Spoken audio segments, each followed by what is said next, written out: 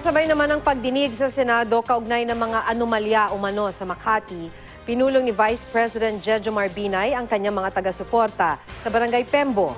Isang misa ang idinaos doon kung saan kabilang daw sa mga ipinagdasal ni Binay ang matapos na sana ang pagpapakalat ng anyay mga kasinungalingan laban sa kanya at kanyang pamilya.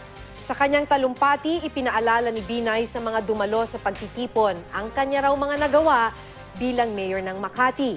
Pinabulaanan din ni Binay na may mga peking benepisyaryo sa programa ng Makati para sa mga senior citizen at nawala ng 100 milyong pisong pondo ang lungsod dahil dito. May mahigpit daw na proseso na ipinatutupad sa Makati bago makakuha ng benepisyo ang mga senior citizen. Binalikan din niya ang umano'y overpriced na pagpapatayo ng Makati City Hall Building 2 at sinabing hindi ito pwedeng ikumpara sa ibang gusali dahil dekalidad daw ang mga ginamit na material dito.